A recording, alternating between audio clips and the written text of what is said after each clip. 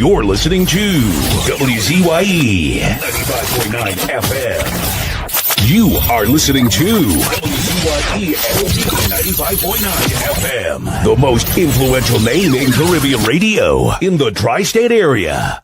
Broadcasting from East Orange, New Jersey, the most influential name in Caribbean radio. WZYE 95.9 FM.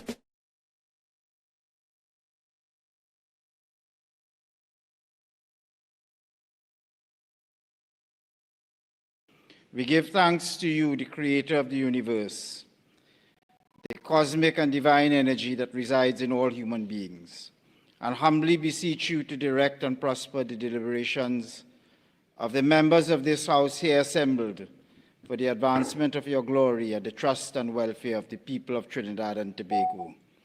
Grant that peace and happiness, truth and justice may be established among us for all generations.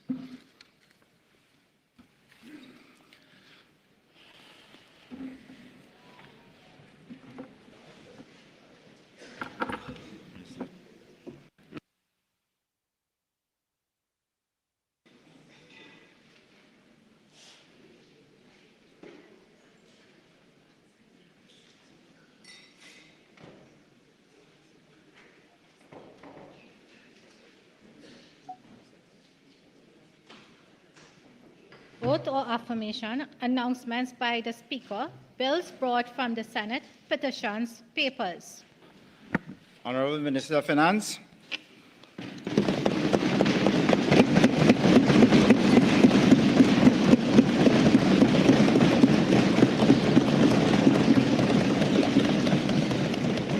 Thank you, Mr. Speaker. Mr. Speaker, I have the honor to lead the following papers standing in my name.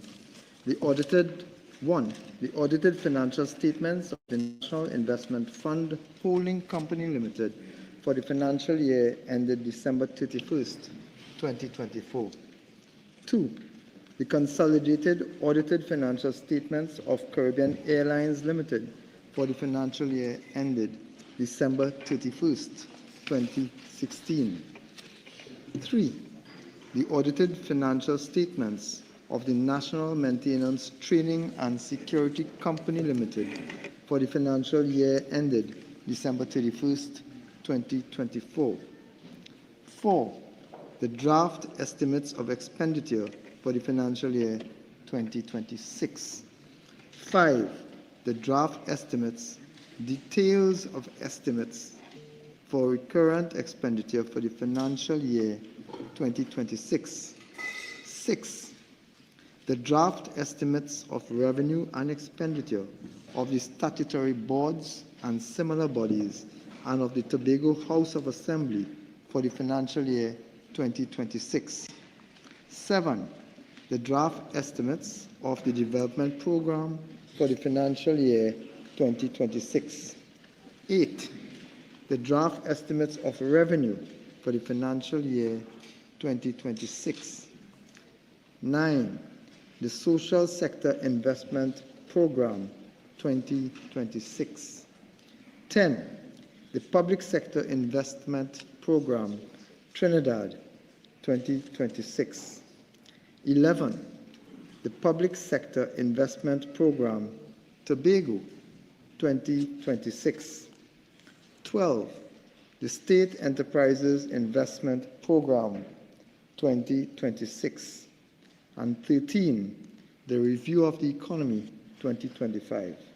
Mr. Speaker, I beg to move that papers 1 to 3 be referred to the Public Accounts Enterprises Committee. Honorable members, the question is that papers 1 to 3 be referred to the Public Accounts Enterprises Committee. All in favor, say aye. Aye. Any against? The ayes have it. Introduction of bills.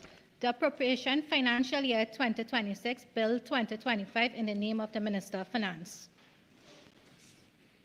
Honorable Minister of Finance.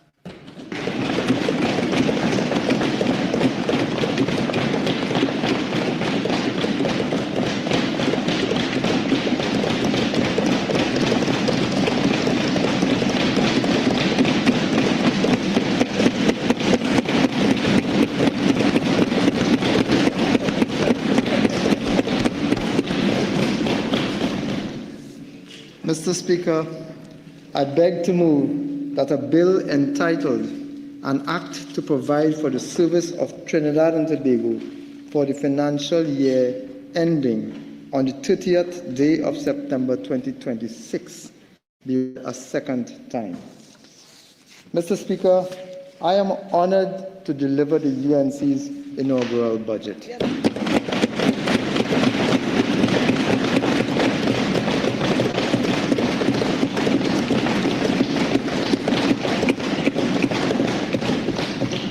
On April 28, 2025, the people of Trinidad and Tobago, by their collective action, gave this UNC government a resounding mandate to restore good governance, rebuild our economy, and improve the lives of every citizen across our beloved nation.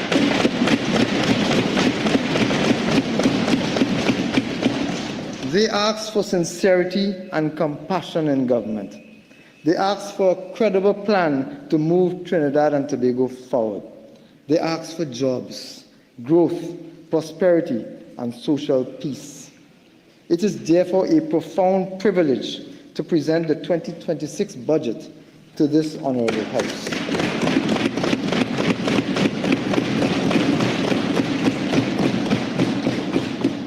I extend my heartfelt thanks to the Honorable Kamala Persad-Bissessar, our esteemed Prime Minister, for the opportunity to serve and guide the fiscal affairs of Trinidad and Tobago. Sincere thanks to the dedicated staff of the Ministry of Finance, my cabinet colleagues, the ministries and state agencies, and our partners in the private sector and civil society.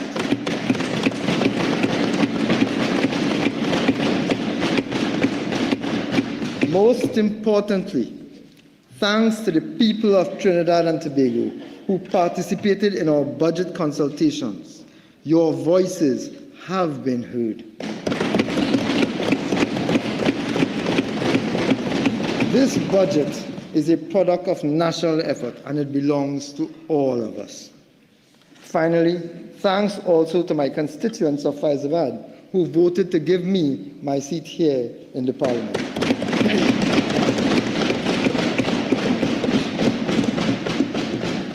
The entire country knows that the PNM left our country in financial difficulties and economic ruin. But none of us could have guessed how far this country had fallen. Our assessment of the national fiscal position has revealed the severe magnitude of our economic distress and the resultant challenges that lie ahead. Deep structural imbalances trap us in a low growth cycle. A broken and demoralized tax administration that prevents us from maximizing our revenue potential, persistent deficits, rising debts, an empty treasury, infrastructure in decay, escalating crime, and a population feeling very despondent. These are the legacies of the PNM decade of destruction.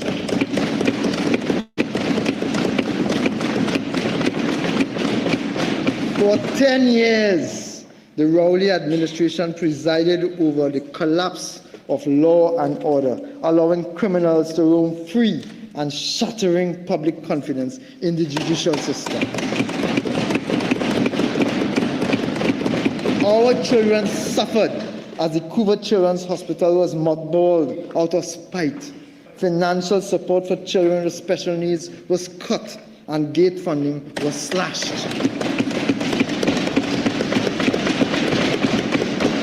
Our elderly and chronically ill were left without critical CDAP medications. Petrotrin was shut down recklessly, jeopardizing fuel security and draining our foreign exchange.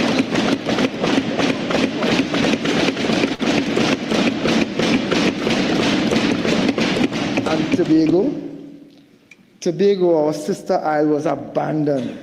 Its tourism sector crippled by the Sea Bridge fiasco and the PNM's laissez-faire response to the worst oil spill in the island's history. This is the shameful legacy of almost 10 long years.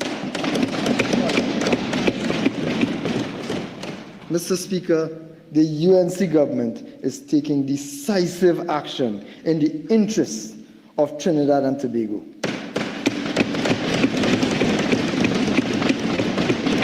This 2026 budget is a realignment of objectives towards a Trinidad and Tobago first policy.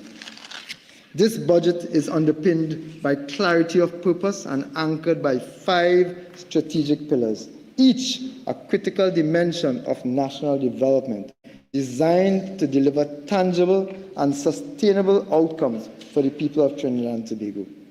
These 5 are: 1, the first pillar is restoring confidence and fiscal stability. The second pillar is on unlocking productive investments and jobs. The third pillar is commercializing and optimizing public assets.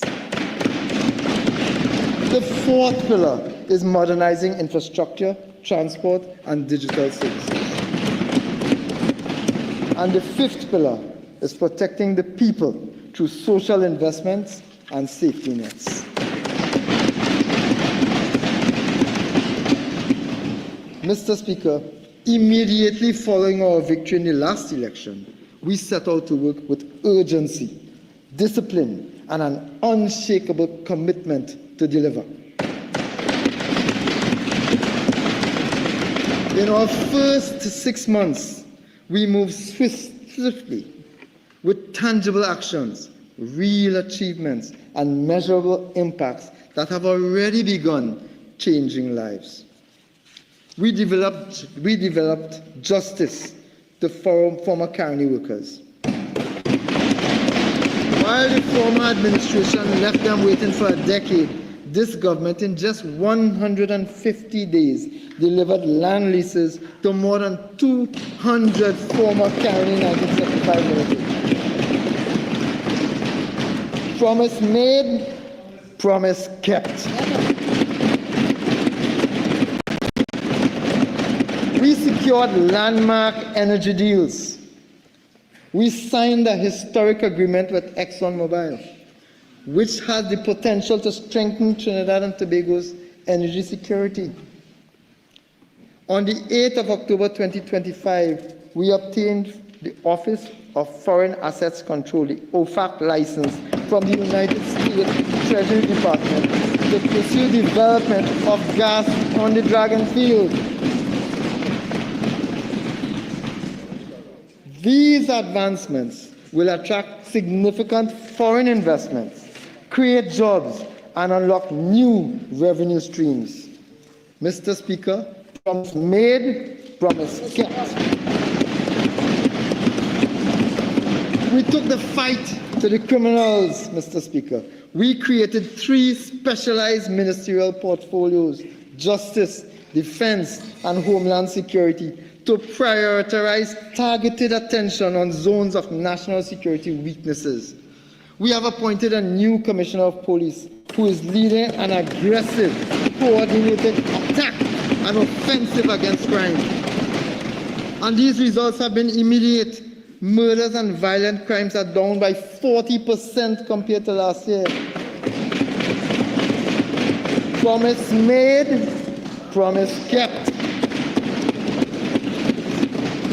We protected our citizens from floods.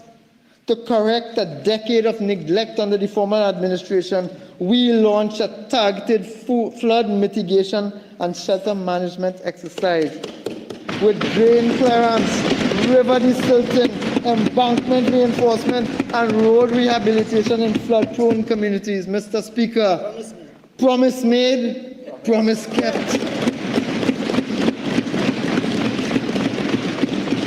We kept our promise to public servants by repealing the Trinidad and Tobago Revenue Authority Act and ending years of anxiety for public officers. Promise made, promise kept. We honored our elderly We brought immediate relief to 6,400 senior citizens whose applications had been abandoned by the former administration. Promise made, promise kept. We put students first by completing repairs to 279 schools under the Accelerated School Vacation Repair Program and distributing 20,000 book grants ahead of the new school term, ensuring safe classrooms and stronger starts for our children. We are in the process of delivering 18,000 laptops to Form 1 students. Promise made, promise kept. We saved lives of children in June 2025 by amending and strengthening the Children's Life Fund Act. We increased access to children battling life-limiting illnesses, including cancer, blood disorders, heart and kidney diseases, and more. Promise made, promise kept.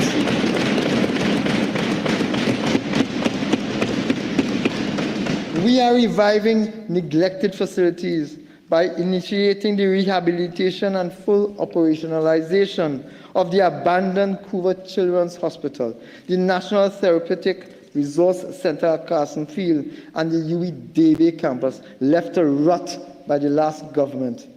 Promise made, promise kept.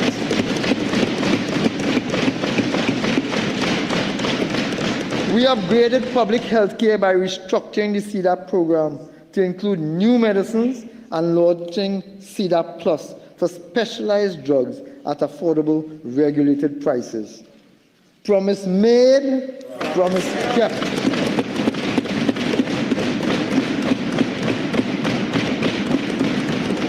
And we are not finished yet, Mr. Speaker. We stood up for law-abiding citizens by bringing Stand Your Ground legislation via the Home Invasion, Self-Defense and Defense of Property Bill 2025. This bill is now out for public comment, Mr. Speaker. Promise made, promise kept.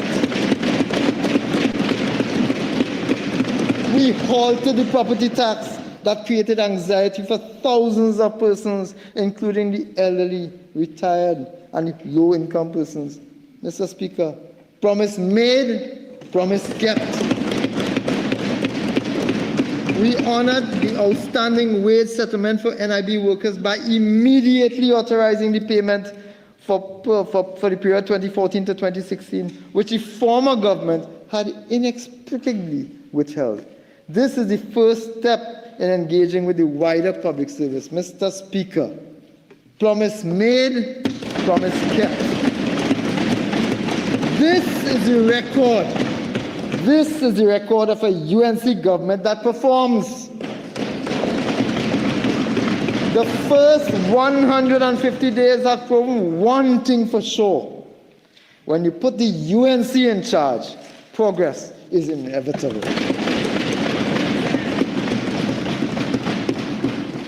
We were able to deliver all of these positives in extremely difficult circumstances. Let me show you the disastrous record of the last government. Real GDP growth in Trinidad and Tobago dropped from 3.7% in 2014 to 2.5% in 2024. Similarly, during this period, the economy shrunk by 17%, with real GDP falling from $187 billion in 2014 to $154.9 billion in 2024. This country's nominal GDP fell by 8.4% between 2014 and 2024, from $188.9 billion to $173 billion. Over the last 10 years of PNM policy, the amount of money owed by the country to local and foreign creditors increased by over 100%, from $67.9 billion, or 37.1% of GDP in 2014, to $140.7 billion in 2024, This represents, Mr. Speaker, 81.8% of our GDP in 2024. As a result of the PNM's financial bungling, 10.2% of the country's revenue is now required to service this debt. This obviously places a significant constraint on resources available for national development. In 2014, Mr. Speaker, this was a mere 4.2%. Today, it is 10.2%. The former Minister of Finance and the 10-day Minister of Finance took our country from a Standard & Poor's A-grade rated economy in 2015 to a BBB- rating in 2024. These two incompetent individuals eroded our revenue streams, squandered our resources, and undermined confidence, leading to 7 downgrades in our ratings and outlook over 9 years.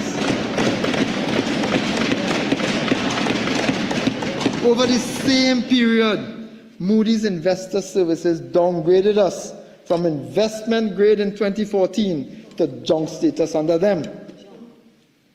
Under the PNM, 70,600 jobs were lost. 70,600. According to the CSO, 636,800 people were employed in 2014. Mr. Speaker, by 2024, the PNM had reduced this to 566,200 people, which means that 70,600 persons were pushed into unemployment by the PNM. To put this into perspective, the population of Tobago is about 60,000. So the number of persons who were put on the breadline by the PNM was substantially greater than the entire population of Tobago East and Tobago West combined. Visualize that, Mr. Speaker. Further, the labor force participation rate was 61% just when we left office. But by March 2025, under the PNM, this rate had collapsed to 54.3%. This is of grave concern to this government. And as I speak, we are implementing measures to significantly improve job creation in Trinidad and Tobago. The Honorable Prime Minister will reveal much more about this during this debate, Mr. Speaker.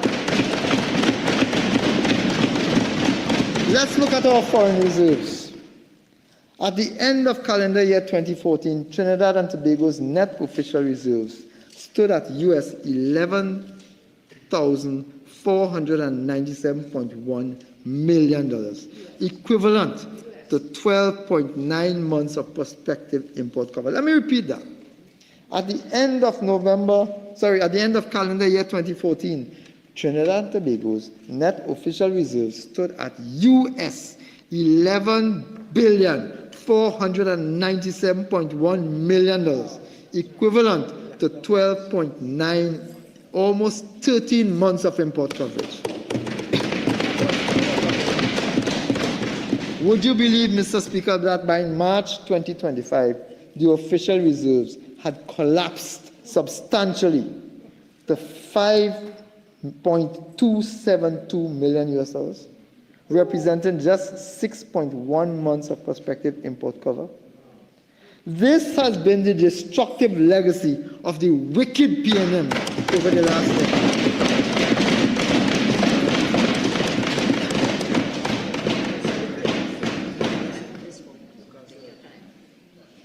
Mr. Speaker, you will recall the glee on the face of the former Minister of Finance. The entire country will recall the glee on the face of the former Minister of Finance when he increased the price of fuel over and over and over and over and over again, Mr. Speaker.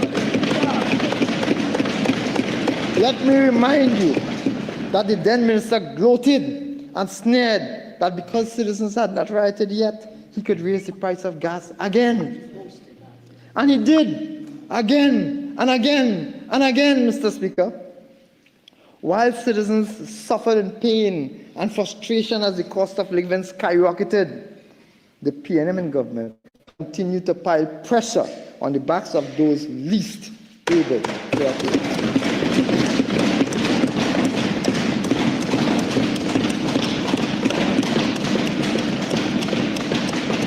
That is a hateful conduct from the former government that the people of this country rejected.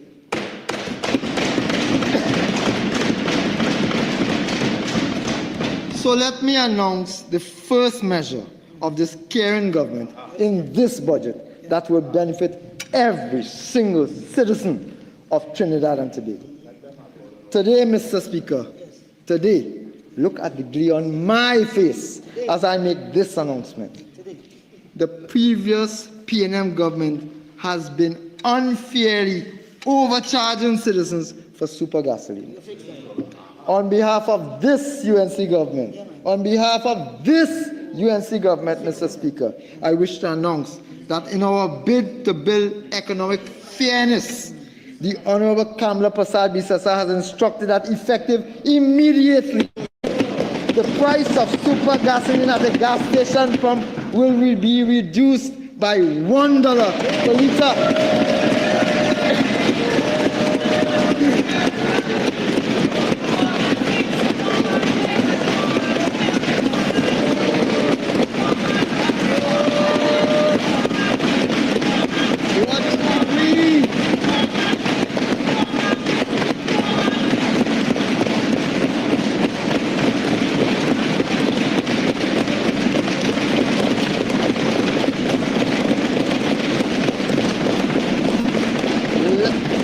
Lest it be lost on the minds of those opposite, the average fuel tank is about 50 liters. This means that every time you go to fill up your tank, you will be saving $50 thanks to this reduction.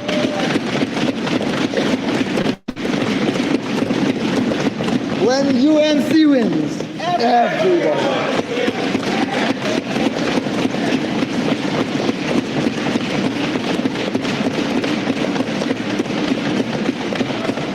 Mr. Speaker, non-energy sector growth is concentrated on 9 industries, with particularly notable contributions from non-energy manufacturing sub-industries, including food, beverages, and tobacco products at 17.1%, and other manufactured products at 4.3%, as well as transport and storage at 5.6%, and trade and repairs at 1.4%. Mr. Speaker, over the period January to March 2025, real economic activity at basic prices contracted by 2.1%. This downturn was due to the declines in both energy at 4.8% and non-energy at 1%, and is forecasted to continue until the end of at the end of calendar 2025, due to ongoing geopolitical and trade tensions, as well as reflecting institutional weaknesses. Mr. Speaker, the energy sector's lackluster performance reflects continued declines in natural gas exploration and extraction, testifying to the previous government's mediocre efforts in stimulating this critical sector. Correct. Such a truth. Such a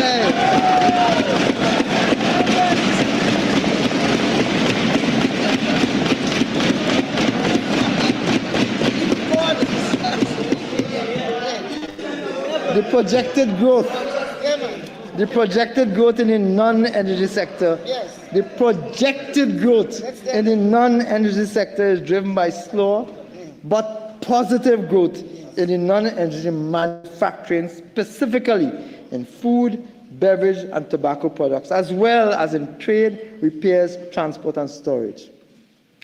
Positive momentum continues in the non-energy sector, especially in the accommodation and food services, real estate, construction, and financial and insurance service industries.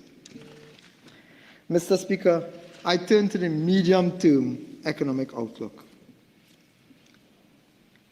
This government has adopted the UNC Manifesto 2025 as official government policy to guide the initiatives that will be implemented over the next 5 years. As a result, we expect stabilization and positive growth in fiscal 2026. Let me repeat that, Mr. Speaker. As a result, we expect stabilization and positive growth in 2026 as we roll out our development plans and initiate the rebuilding of Trinidad and Tobago.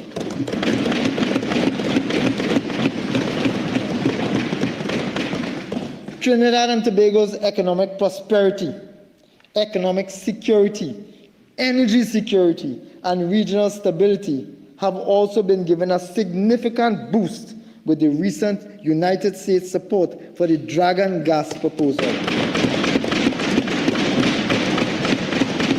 And we will be exploring every avenue to advance this project. You see, Mr. Speaker, after years of underperformance, natural gas production in Trinidad and Tobago is projected to recover from the current levels of approximately 2.6 billion cubic feet per day to over 3.2 billion cubic feet per day by 2027. That is performance of the UNC government. As the new fields come online, the development of the Manatee field alone, with estimated reserves of more than 2 trillion cubic feet of gas, will be groundbreaking for our country. On the other hand, oil production, which has averaged just 60,000 barrels per day in recent years, is also expected to benefit from enhanced exploration and development initiatives.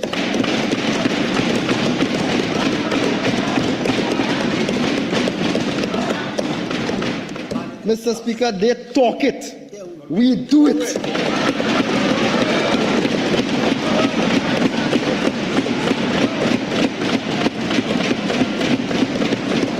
Diversification remains at the heart of our strategy. We are already focusing on agriculture, manufacturing, tourism, and the service industry, amongst others. Increasing investments and facilitating growth in agriculture and agro-processing will not only support the diversification thrust, but also strengthen our agricultural base for food security and reduce our food import bill. We will also focus on expanding manufacturing exports, boosting medical, sport, health, education, and cultural tourism, and accelerating digital transformation, amongst others.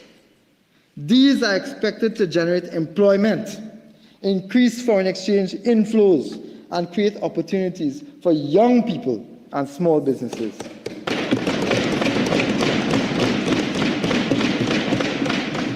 Foreign exchange shortages remain a challenge for businesses, limiting access to raw materials and production.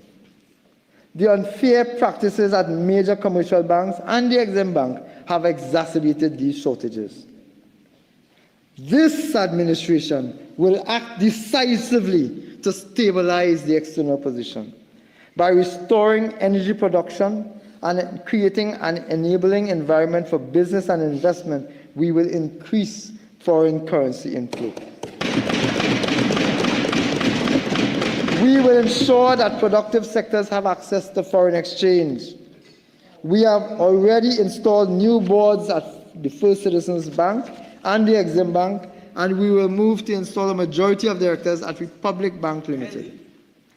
I am proud, Mr. Speaker, to announce that in our effort to build economic fairness, Tobago's interests will be represented on all 3 boards, with a Tobagonian being present on each board.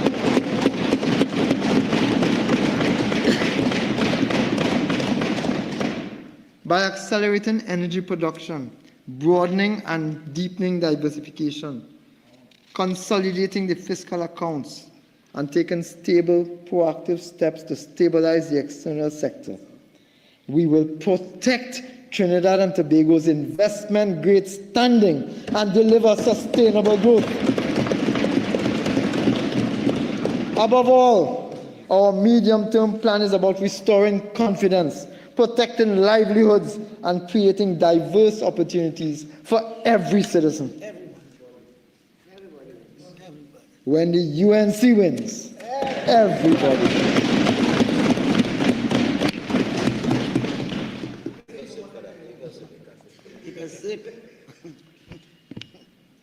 The former PNM government sabotaged the integrity and performance of our very critical institutions.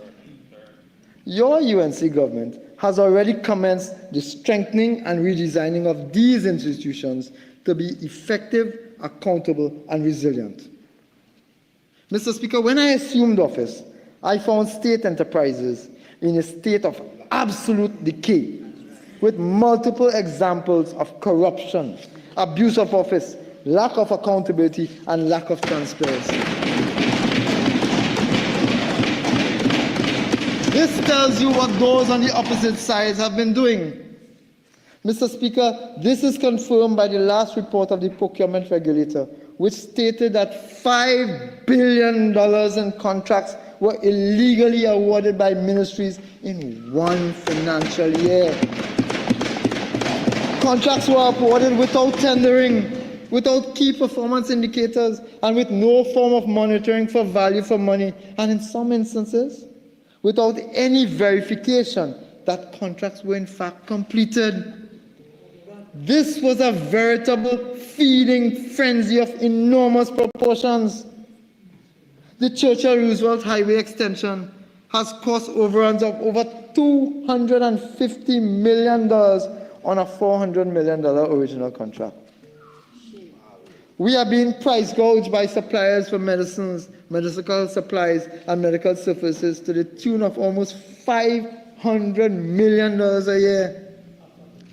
Just at Queen's Hall, they have been renting a tent worth $30,000 since 2023.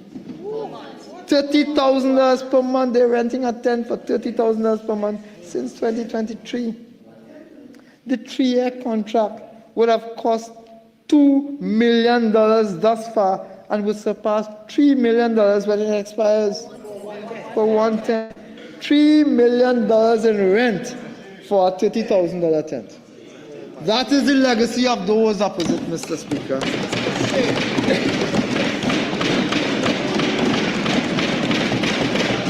The population of Trinidad and Tobago was robbed of billions of dollars that could have been spent on medicine, crime-fighting equipment for the police, school supplies and school grants for the vulnerable, infrastructure works to prevent flooding, and much, much more. All of this happened under the former regime. Over the last 9 years at this rate, $45 billion was lost to PNM-sponsored and facilitated theft. No one was held accountable, Mr. Speaker. That is why you are seeing PNM appointees resigning and running. They are being called on to account for billions of taxpayers' dollars that were wasted. Mr. Speaker, we are replacing outdated frameworks with modern governance standards. The Ministry of Finance is updating the obsolete State Enterprise Performance Monitoring Manual. This will ensure the best international practices concerning corporate governance, accountability, transparency, and delivering value for taxpayers' money. Let me give you just one example of why these changes are critical and are being made today. Mr. Speaker, Carl's Management, Caribbean Airlines Limited's management, spent more than $60 million on audits from Ernst & Young and PricewaterhouseCoopers. Let me repeat that because I don't want it to get lost in the error. Mr. Speaker, Carl's management spent more than $60 million on audits from Ernst & Young and PricewaterhouseCoopers, but still failed to submit a single audited financial statement to the Ministry of Finance for over 9 years under their government. Shockingly, even in the absence of these audited accounts, even in the absence of transparency and accountability, the former Minister of Finance repeatedly approved financing for CAL in 2017, 2018, 2019, and as recently as March 2025 to cover operational costs. The former Minister of Finance closed his eyes as CAL descended into inefficiency, non-compliance, and fiscal indiscipline, leaving behind not a national airline, but a national liability. Worse yet, he actively fueled this reckless behavior by repeatedly approving billions in financing without demanding accountability. In so doing, Mr. Speaker, the Member of Parliament for Diego Martin Northeast facilitated mismanagement, normalized waste and corruption, and abandoned his responsibility of fiduciary oversight. This is nothing short of criminal negligence.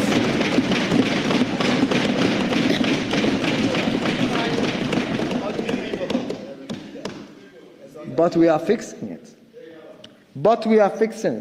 We have now installed a strong board of directors who are making the hard decisions required to fix our national airline. This, Mr. Speaker, this is your government working to ensure accountable fiscal policies. One of our first actions upon taking office was to repeal the Revenue Authority Act, the Trinidad and Tobago Revenue Authority, and to move quickly and decisively to strengthen and equip the Inland Revenue Division and Customs and Excise Division with technology, skills, and legal authority to deliver timely, efficient, and transparent services to citizens, which will result, obviously, in the broadening of the tax base and a significant enhancement in revenue creation. That is where we will get the money. The previous administration, they laughed. The previous administration under-resourced and neglected both the Inland Revenue Division and the Customs and Excise Division, advancing TTRE as a replacement. For example, Mr. Speaker, the Petroleum and Large Taxpayers Business Unit, an entity responsible for approximately 85% of total tax revenue, was left operating at just 10% of its required capacity. 10%. That is why there was such substantial and significant revenue leakage, Mr. Speaker. The recruitment of 100 accountants and auditors promised by the member opposite in the 2022 budget never materialized. They deliberately and repeatedly sabotaged the country's largest revenue collectors, Mr. Speaker. From this podium here today, I challenge the PNM to tell the country in whose interest they were working when they chose to undermine our tax collection system and compromise the integrity of our country's revenue.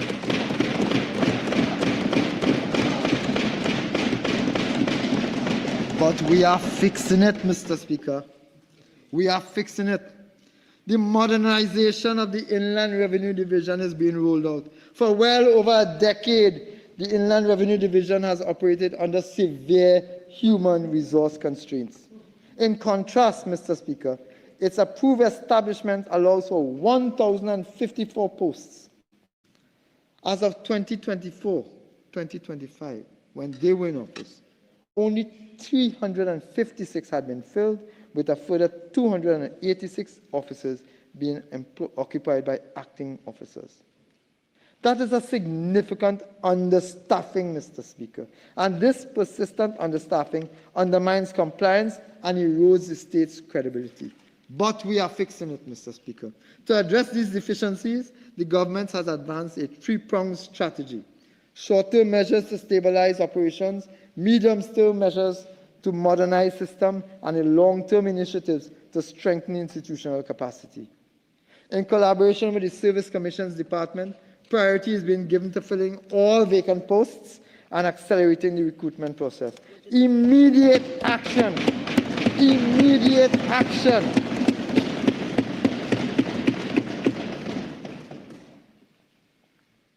Immediate action will focus on the appointment of 58 field officers 1, 50 tax officers 1, 33 revenue officers 1, and critical clerical and manipulative staff. In addition, real, good, sustainable paid jobs.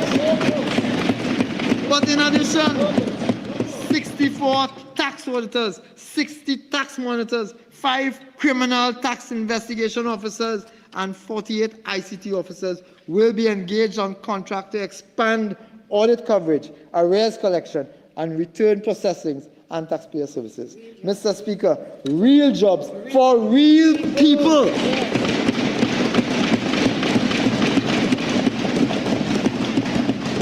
We will drive a comprehensive digital transformation of the Inland Revenue Division and have commenced already procurement of an upgraded GenTax system to underpin the tax administrative function at the Inland Revenue Division. This modern system will support every core function at the IRD, including taxpayer registration, efficient return processing, payments, collections, compliance, and analytics.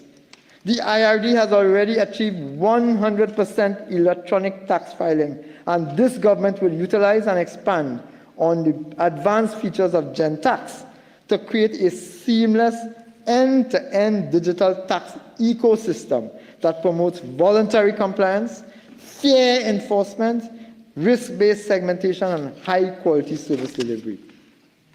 Your government working for you, Mr. Speaker.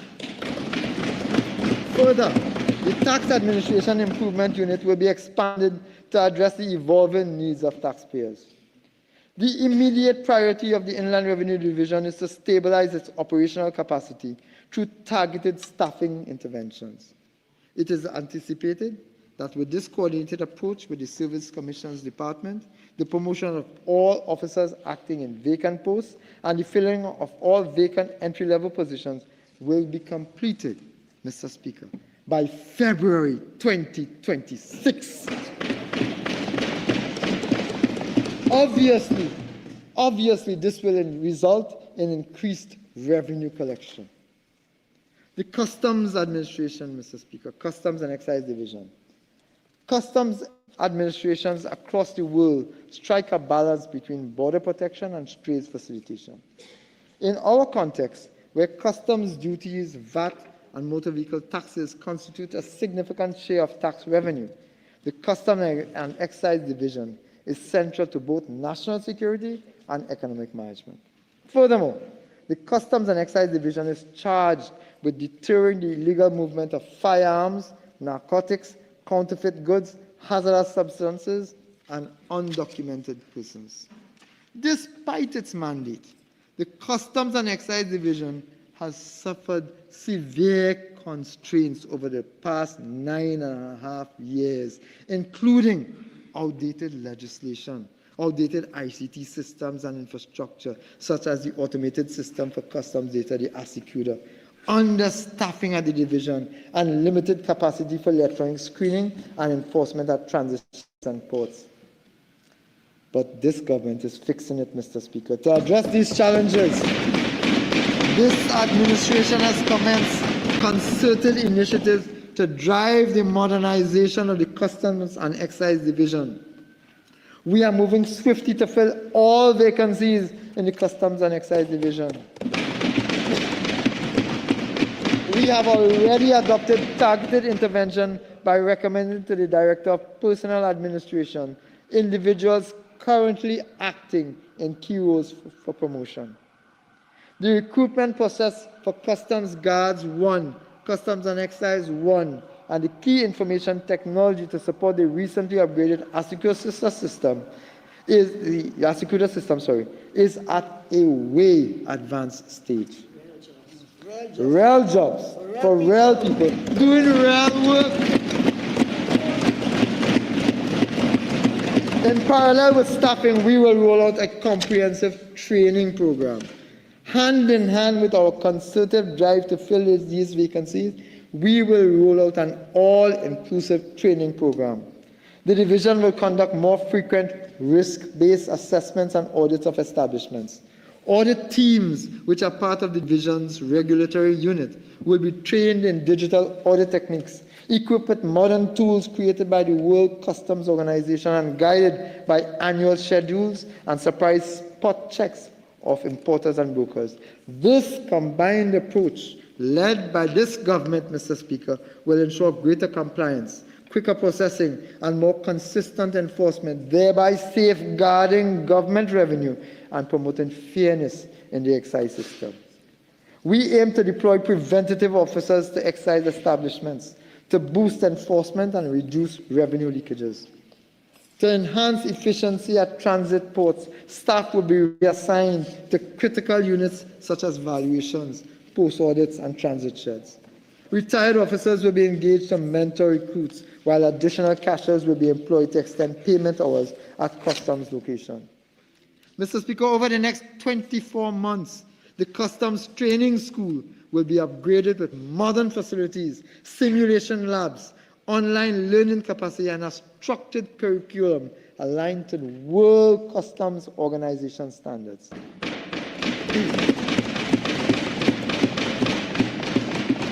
Through this government, training will be delivered via partnerships with the U.S. Customs and Border Protection, World Customs Organization, regional customs schools, and local universities.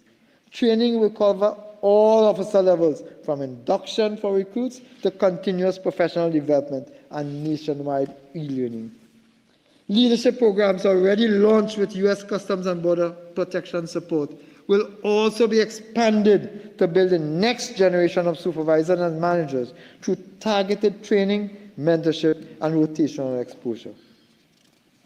To improve the ease of doing business, the Customs and Excise Division, despite and after urging the previous government that refused to implement electronic payments, Customs and Excise will now be able to finally do so by the end of 2025.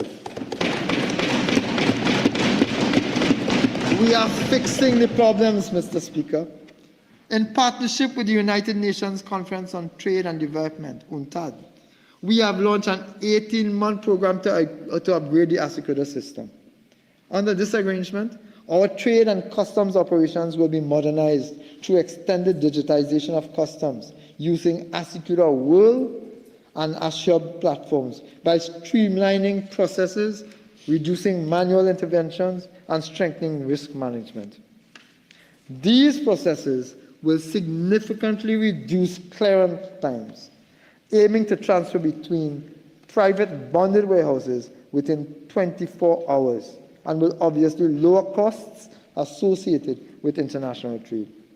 They will also enhance revenue collection and provide reliable, real-time information on imports and exports. The upgraded Assecuda system will support full valuation capabilities, electronic declarations, updated trade protocols, and integration within the community port system. To achieve this, Mr. Speaker, in collaboration with the UNCTAD team, we have formed a partner project team within the Customs and Excise Division and the Ministry of Finance. This team will be supported by a broad-based steering committee comprising all relevant private and public stakeholders to ensure that the project is completed within the targeted 18-month timeline. Mr. Speaker, I am happy to inform this Honorable House that on October 17, 2025, on October 7, 2025, just one day after my birthday, Mr. Speaker, the Assecuda agreement was signed between the Ministry of Finance and UNCTAD to deepen our long-standing partnership through extending upgrades to the world's customs management system. Furthermore, in the medium term, we aim to support organizational review and infrastructural development at the Customs and Excise Division. This would include a review of the staffing establishment and a rollout of improved and more comprehensive training programs with strict background and personnel vetting to uphold integrity and transparency.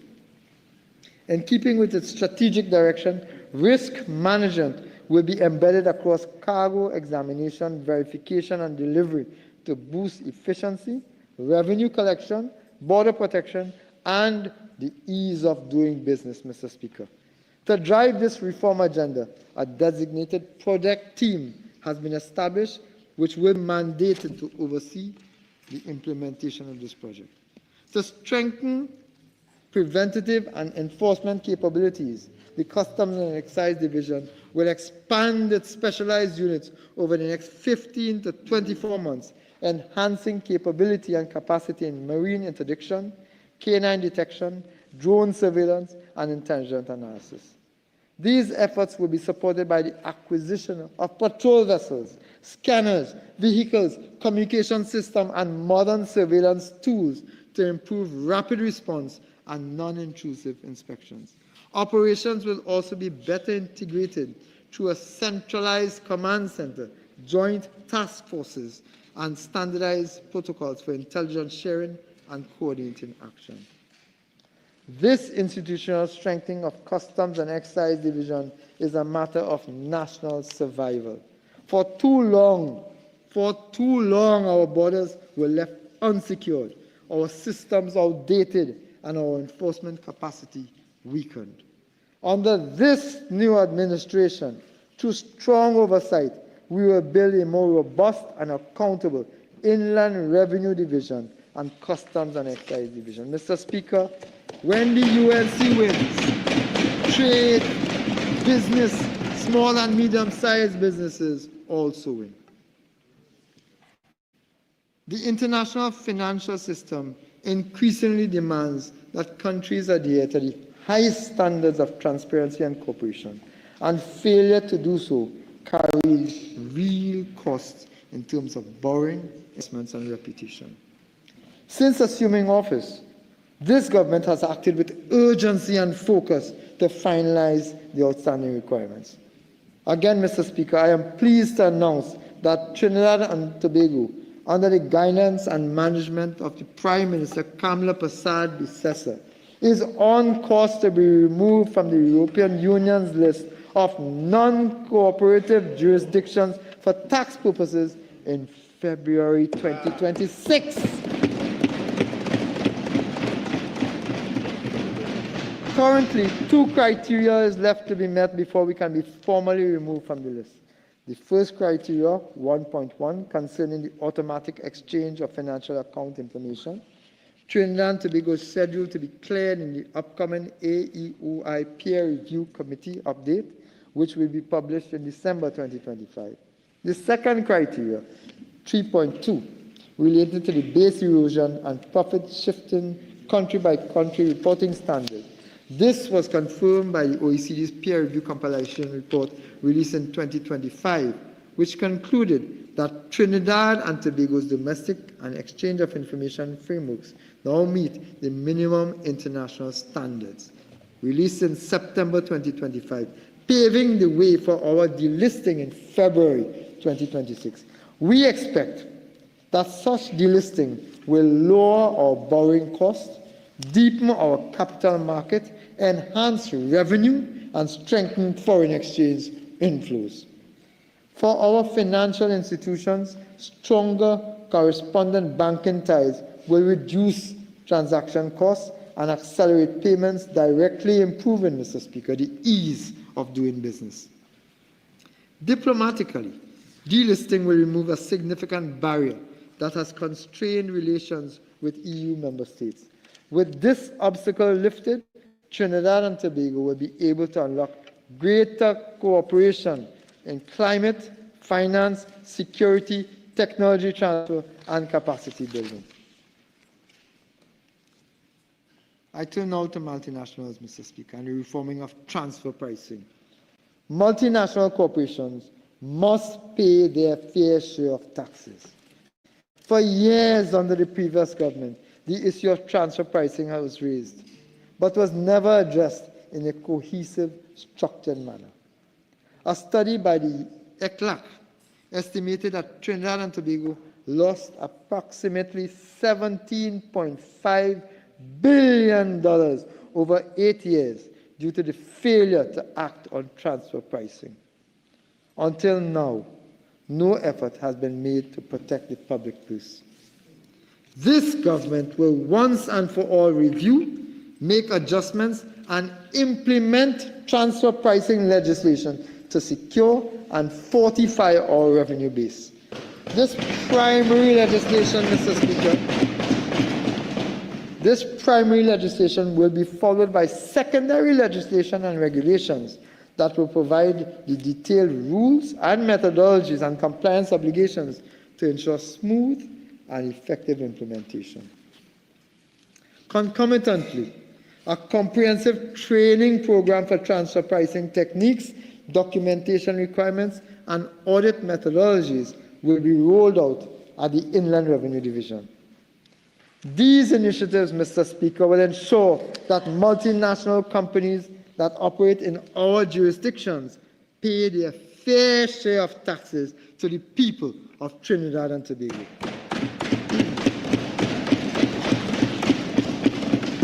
What those opposite failed or refused to do in 10 years, we will do in 2 years in the interest of the taxpaying citizens of Trinidad and Tobago.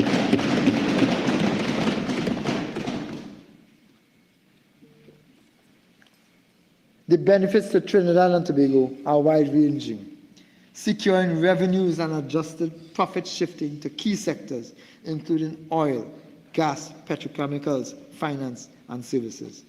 It will level the playing field for local businesses, ensuring that they are not disadvantaged against multinationals that shift profits abroad. It will provide certainty for investors who will know that Trinidad and Tobago applies rules that are transparent, predictable, and consistent with global practice. It will enhance our negotiating positions with both multinational companies and treaty partners, allowing us to defend our taxing rights with confidence backed by international standards. Very soon, I will bring draft legislation before this Honorable House, engage with stakeholders, commence officer training, and finalize the regulations and guidance needed to make this reform a reality. Mr. Speaker, on September 19th and 26th, 2025, the House of Representatives and the Senate respectively passed two critical pieces of legislation. The miscellaneous FATF Compliance Act 2025 and the Counter-Proliferation Financing Act 2025. These measures represent decisive steps in strengthening Trinidad and Tobago's legislative and regulatory framework against money laundering, corruption, terrorism financing, and proliferation financing. Beyond legislation, this government is investing heavily in systems and institutions to ensure effective implementation of this legislation. The National Anti-Money Laundering and Counter-Financing of Terrorism Committee, NAMLAC, has been strengthened under the leadership of the Attorney General to drive national coordination. Capacity building initiatives are being rolled out for the Financial Intelligence Unit of Trinidad and Tobago, the Central Bank of Trinidad and Tobago, the Trinidad and Tobago Securities and Exchange Commission, law enforcement agencies, and other competent authorities, and the judiciary, and strengthening corresponding banking relationships, Mr. Speaker. This ensures that every arm of the system is prepared to demonstrate effectiveness during the assessment. Public education and industry sensitization programs are also being advanced to support compliance by financial institutions, listed businesses, and non-profit organizations. Trinidad and Tobago also continues to demonstrate its commitment to strengthening anti-money laundering, counter-financing of terrorism, and counter-proliferation financing framework through the conduct of its second National Risk Assessment, which was published in June this year, as well as the development of the National AML CFT CPF policy and strategy, which this government approved in July 2025. This country is now updating its second National Risk Assessment to ensure we keep abreast with the ever-evolving landscape. The importance of this work cannot be overstated, Mr. Speaker. Securing favorable ratings in the fifth round mutual evaluation will assist Trinidad and Tobago to exit the European Union's list of high-risk third countries, thereby improving access to international financial markets and strengthening corresponding banking relationships. Mr. Speaker, under this government, Trinidad and Tobago will meet the highest international standards in financial integrity. Mr. Speaker, this government is committed to ending the state of funding of criminal gangs by eliminating the CPEP and URP and replacing them with providing full-time, better paid jobs.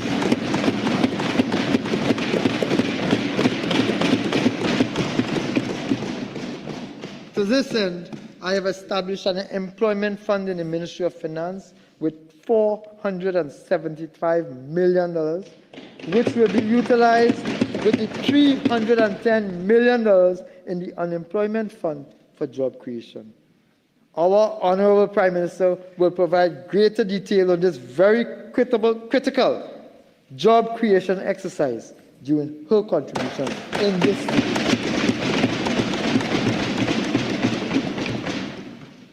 NLCB. The NLCB, the National Lotteries Control Board, is a major contributor of revenue to the government, with annual gross revenues close to $3 billion. However, illegal lotteries comprising bets and payouts formatted by third parties, on the NLCB's legal lottery games continue to impair the NLCB's profit margin. It is estimated that revenues generated from illegal lotteries are upwards of $9 billion per year. Additionally, these illicit activities also rob the government of income tax, corporation tax, windfall tax, and direct revenues from NLCB's available surpluses. Furthermore, these illegal operators are reportedly also involved in other forms of illegal activity, including money laundering, black market activities, and human trafficking. To combat illegal lotteries, I propose to increase existing penalties under Section 19, 20, and 21 of the Gambling and Betting Act. As an example, under Section 19, this penalty will be a fine of $250,000 and to imprisonment for 3 years, or B, conviction on indictment to a fine of $3 million and to imprisonment for 7 years. This is consistent with the new penalties that will be implemented as soon as the Gambling, Gaming and Betting Control Act is proclaimed. Notwithstanding the illegality of lotteries operating under the Gambling and Betting Act at this present, it is essential to highlight that current illegal lotteries may not be captured under those offenses. Modern illegal lotteries are not conducted independently, but instead use the results of NLCB's online lottery draws. In this regard, tickets are issued to players, usually resembling a receipt from a grocery store. Consequently, to combat this new mode of illegal lottery, the following is proposed: the introduction of a new criminal offense under the National Lotteries Act, which mirrors Section 19 of the Gambling and Betting Act, but which criminalizes the receipt of a bet, the issuance of a ticket, or payout of any monies pursuant to the results of an NLCB online draw, where the persons are not agents of the NLCB, or where the person is an agent, the monies are returned to the NLCB. This offense should be heavily criminalized and carry a fine of $250,000 and imprisonment for 3 years, or conviction on indictment of a fine of $3 million and imprisonment for 7 years. Mr. Speaker, the NLCB's evidence of the results and who are authorized or agents will be prima facie case and evidence for these matters, therefore allowing the NLCB to give evidence to the police that can support criminal prosecutions. This will enable more NLCB input in fighting against illegal lotteries, and moreover, the offense will define a ticket broadly to ensure that grocery tickets receipts are covered. Mr. Speaker, owing to a lack of audits and the broad interpretation of Section 23 of the NLCB Act, NLCB has been allowed to retain tens of millions of dollars accumulated over the years. To combat this phenomenon and allow government to better access NLCB revenues, it is proposed that NLCB make quarterly payments to the Consolidated Fund as opposed to annual, and that NLCB be subjected to financial limits expressed by the Ministry of Finance in relation to various items of expenditure. This will ensure that a hard and fast budget by the NLCB would be in place, resulting in better control of revenue retention by the NLCB. Finally, pursuant to Section 23A of the National Lotteries Act, instant lottery surplus is paid into the Sport and Culture Fund.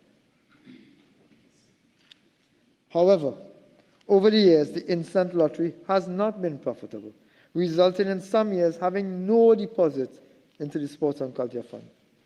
To combat this, deposits into the Sports and Culture Fund will be set and approved by the Minister of Finance and will not be subject only to instant lottery surplus. This, together with the introduction of a hard and fast budget by the Minister of Finance, will allow greater control over NLCB sponsorships and will allow better financial management of the Sports and Culture Fund.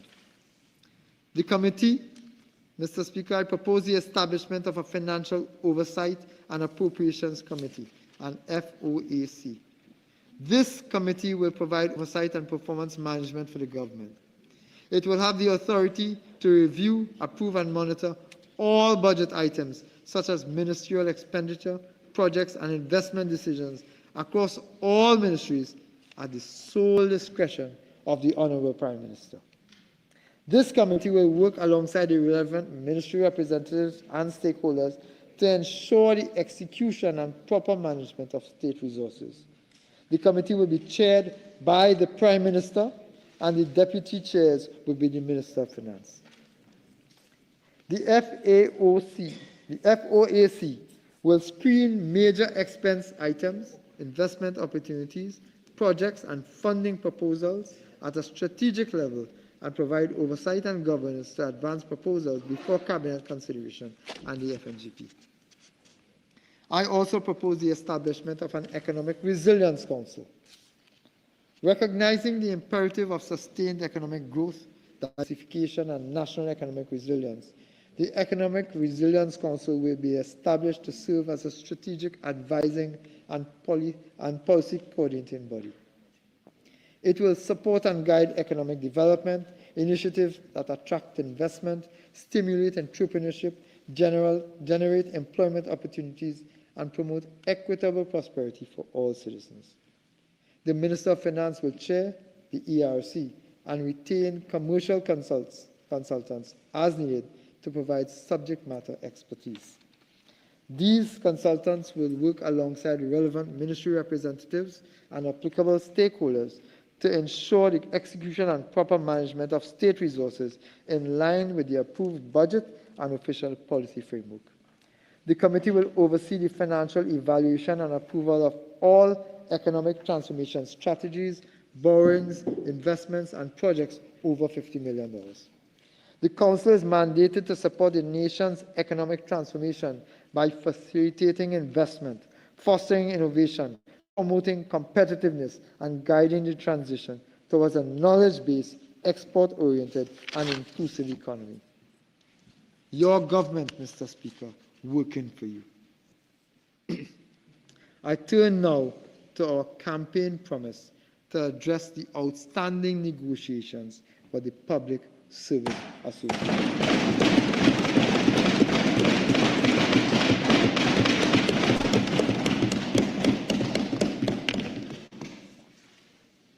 For far too long, our public officers, the backbone of our nation's workforce, have been made to carry the weight of the former government's neglect and indifference.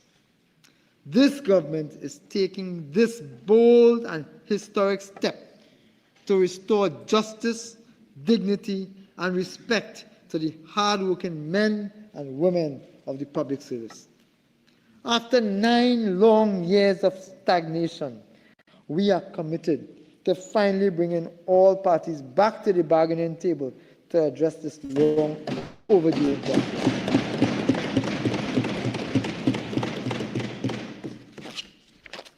On the completion of the bargaining process, we will work with the Republic Bank, First Citizens Bank, and the National Insurance Board to find a comprehensive solution to discharge this national obligation.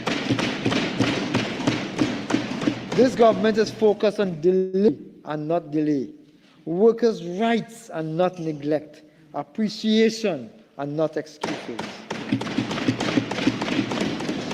In furtherance of the conclusion of negotiations for the civil service, statutory authorities, and the Tobago House of Assemblies for the periods 2014 to 2016 and 2017 to 2019. The Honorable Prime Minister has instructed me to advise the Chief Personnel Officer to submit a revised offer of 10%.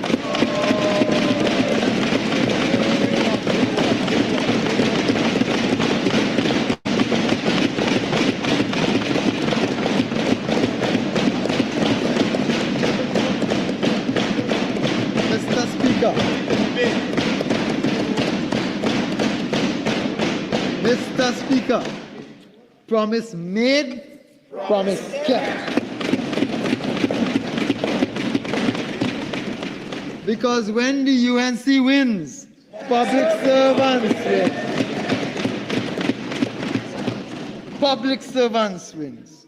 I wish to advise the members of the teaching service, Mr. Speaker, the Trinidad and Tobago Defense Force, and the Port of Spain and San Fernando City Corporations that this government will ratify the collective agreement signed in April 2025 between the Chief Personnel Officer and their respective associations, unions, and committees.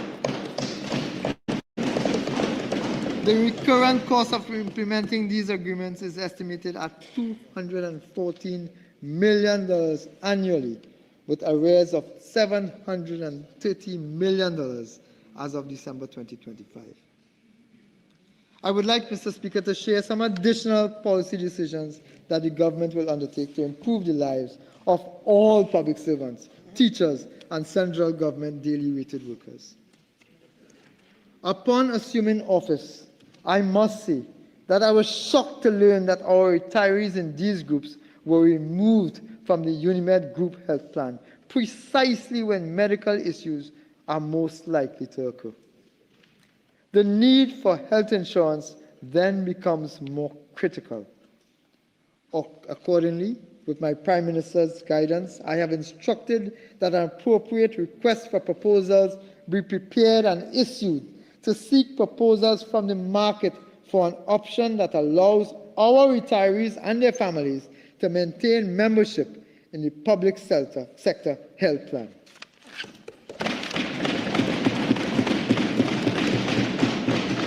When the UNC wins, public servants, teachers, and central government daily worker raters also wins, Mr. Speaker.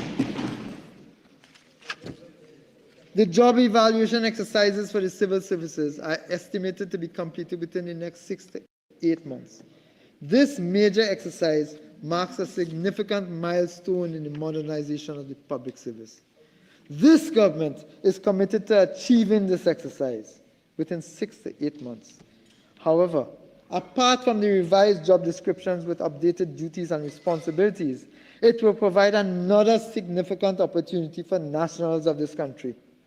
Upon completion of this exercise, approximately 40% of all fixed-term standardized contract positions will be made permanent and pensionable. Real jobs for real people to do real work.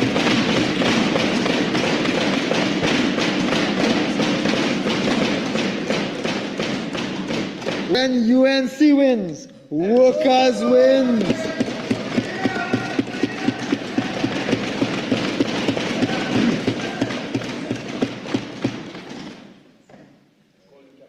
In comparison, another 20 to 23% of standard fixed-term contracts will also be classified into the new grade structure. This exercise will result in the reduction of fixed-term contract employment by as much as 63% and bring these contract officers within the ambit of public service, Mr. Speaker.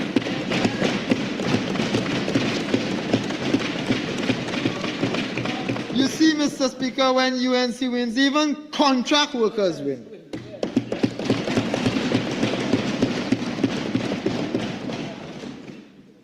I turn now to a review of the VAT system. All stakeholders are aware that the value-added tax has become increasingly onerous to administer. Businesses are required to file returns and reconcile credits every 2 months, while the Inland Revenue Division, which has been short-staffed for the last 9.5 years, must constantly process and verify refund claims. This cycle has led to a build-up of refund arrears, which in turn undermines business confidence and strains fiscal management. This is yet another untenable situation that the previous government allowed to fester. Accordingly, this government is today signaling its intention to review the existing VAT regime and, if feasible, replace it with a simplified, more efficient sales tax applied at the point of final transaction.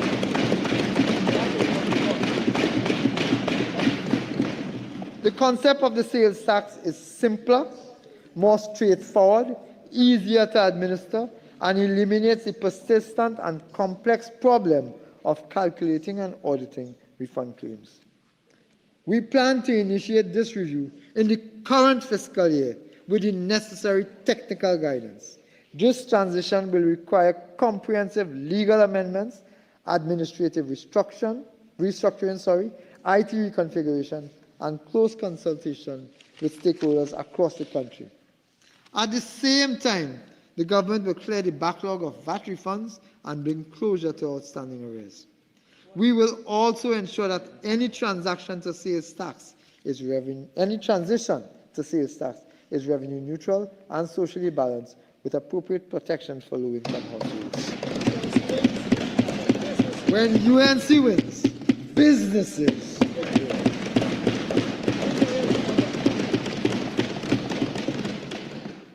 Mr. Speaker, in July 2025, we had the distinct honor of hosting Prime Minister of India, Sri Narendra Modi ji. During this visit, Trinidad and Tobago was recognized and congratulated by being the first Caribbean nation to adopt India's Unified Payments Interface, a proven digital platform already used by hundreds of millions worldwide. This secure system, which will be further rolled out in 2026, will accelerate financial inclusion, empower small businesses and e-commerce, and strengthen our digital economy. The Prime Minister of India also made generous contributions to support the development of our people. India gifted 2,000 laptops to the Prime Minister's flagship laptop program, with the laptop set to arrive in Trinidad and Tobago in December 2025.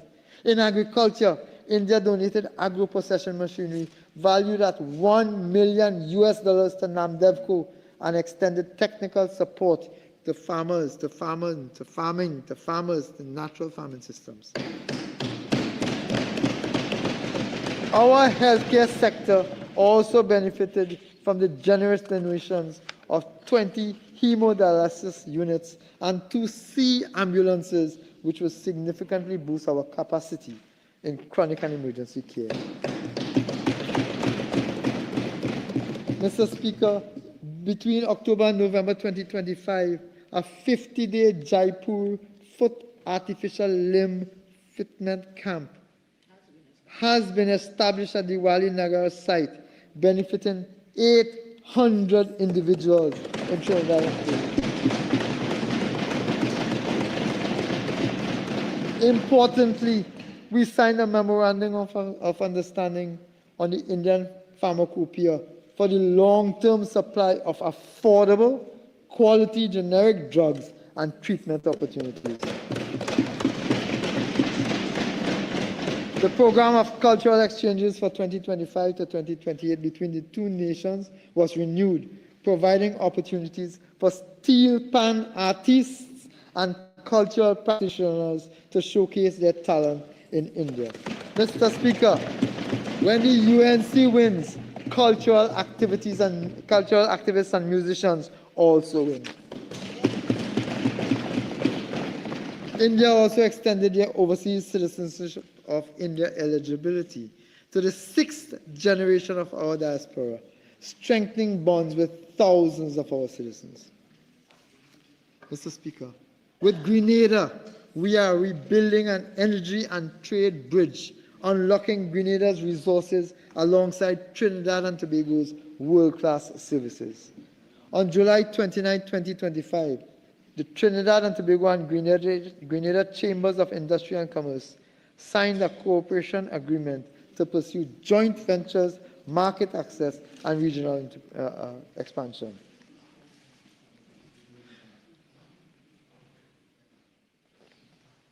I turn to the United States, our arrangements and relationship with the United States with regards to security and energy cooperation.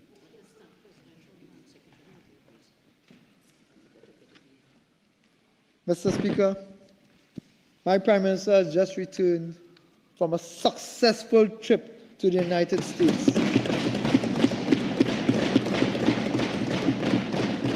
I wish to use this platform on behalf of the government of Trinidad and Tobago to thank President Trump and the people and government of the United States of America, Secretary Rubio, and others who we would have met, when the Prime Minister would have met when she traversed to the United States, for their support, for their committed support, for their commitment to continued support, to support Trinidad and Tobago in our national development, specifically and continuously in security and energy cooperation. On the basis of that engagement and that support, Mr. Speaker, we are modernizing collaboration with the United States under the Caribbean Basin Security Initiative to strengthen border and maritime security, counter drug and firearms trafficking, and dismantle organized crime. This partnership has already produced tangible benefits, including donated hospital equipment and the U.S. Naval Ship Comfort Mission, which provided free medical, dental, and eye care services to nearly 2,000 citizens of Trinidad and Tobago. A new multi-million-dollar agreement with ExxonMobil for ultra-deepwater exploration off our East Coast, signed in August 2025, marks the company's return after 2 decades. Confidence in this government, Mr. Speaker. And if these discoveries prove viable, it will anchor Trinidad and Tobago as the hemisphere's energy hub. I repeat, Mr. Speaker, during the Honorable Prime Minister's recent visit to Washington and discussions with Secretary of State Marco Rubio, we reaffirmed our partnership on security and counter narcotics cooperation. For reference, Mr. Speaker, the United States commended our efforts to counter transnational criminal organization and stem illicit firearms and narcotics flows, Mr. Speaker. Both governments also pledged continued support for UN-led efforts to stabilize Haiti. Mr. Speaker, during the Prime Minister's attendance at the 80th UN General Assembly, bilateral agreements were signed with China and the UAE. China will provide $94 million grant to fund national projects, including new fire tenders for under-resourced stations, something that the previous government abandoned and refused to do over their 9.5+ years in government.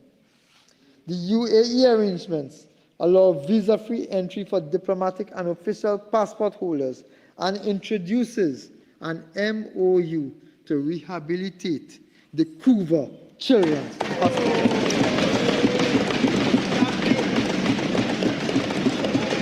These partnerships are practical, not ceremonial. They are practical, Mr. Speaker. You see, when UNC wins, children win. When UNC win, firemen win. Mr. Speaker, these partnerships are practical, not ceremonial. They expand foreign exchange earnings, they attract investment, they strengthen border security, and open new opportunities for business and people alike. We will drive them with urgency so that diplomacy delivers jobs, competitiveness, and prosperity.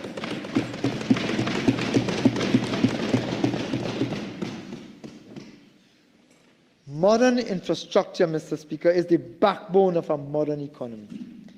When this government assumed office, bridges were unsafe, drains were blocked, and coastal roads were eroding. That era of neglect is done. Through the Boots on the Ground initiative, the Ministry of Works and Infrastructure is identifying roads, drains, and bridges most in need of rehabilitation, putting people first, and restoring safe, reliable access nationwide. Mr. Speaker, in fiscal 2026, we will advance a comprehensive program to safeguard lives and property. Under the Strategic Drainage Plan, $13.8 million will fund studies and design in South Oropouche and $60 million for structural works in Caroni and in Oropouche. The flood mitigation and erosion control program will execute 18 ongoing and 119 new projects worth $238.6 million, with $29.95 million, that's $30 million assigned for river clearing and embankments in high-risk communities, Mr. Speaker. Pump house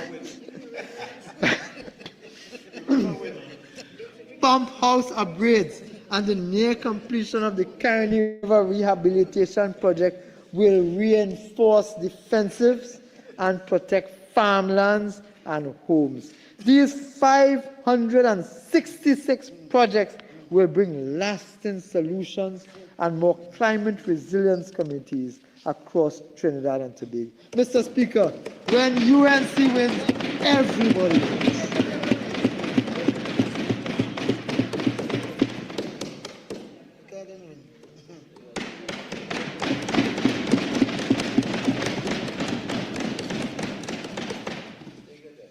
Thank you. Approximately $1.1 billion will be spent to modernize roadways and improve safety. The Port of Spain to East-West corridor works include an overpass at the Churchill Roosevelt and Southern Main Road Junction and Macoya interchange designs. $126 million. Upgrades continue on Saddle Road, Rising Road, Uriah Butler, and the South Trong highways. Major highways include the CRH extension to Manzanilla, $155 million. The Valencia-Toco Road, $248.7 million. The Solomon-Hotroy extension to Point Fortin, $351 million. 93 projects will repair landslides, bridges, and rural roads, including the rehabilitation of the Naparima-Mayao Road. A new highways information system will enable real-time monitoring and planning, supported by the upgraded operations of the Agua Santa asphalt plant. We are investing in bridges, Mr. Speaker. The bridge rehabilitation program continues with 7 major projects. Colonial and Papuri Road bridges are under construction. New bridges in Caripichaima, in Mayaro, in Williamsville, in Valencia, and Cuba North will begin before the end of this calendar year, Mr. Speaker. We are developing and delivering a modern and connected transportation network through the Ministry of Transport and Civil Aviation, through the Ministry of Transport. We'll get to civil aviation just now. Through the Ministry of Transport, We will implement an ambitious program to modernize public transport, traffic management, and aviation, Mr. Speaker. We will finally operationalize the Motor Vehicle Accident Fund. Mr. Speaker, would you believe that this fund was first approved in 2015, but was never enacted over the last 9+ years, almost a decade, which this fund was designed to provide relief to victims of uninsured drivers. At the same time, Mr. Speaker, we are rolling out the National Transportation Policy to cut travel times and reduce collisions through better signal equipment, backup power, and a modern traffic management center. The PTSC will introduce electric buses under a leasing pilot of 30 projects by mid-2026 and expand routes through a PPP with maxi taxi operators to ensure rural connectivity. The intelligent public sector transport solution will feature a computer app, e-ticketing, and real-time schedules. The A&R Robinson International Airport will be fully operationalized by the second quarter of fiscal 2026. We are not talking about practical opening. The A&R Robinson International Airport will be fully operationalized by the second quarter of fiscal 2026, strengthening Tobago's tourism and positioning Trinidad and Tobago as a regional air hub with new bilateral air services agreements across the Americas and Africa. Mr. Speaker, $298.9 million is allocated to protect communities from coastal erosion. Work will commence at the Lady Hills shoreline, at Granville and Otaheite, with new projects in Salibia, Macarip, and Maracas Bay, which will safeguard tourist and fishing sites. Mr. Speaker, it's not yet done. There's much more we are going to do.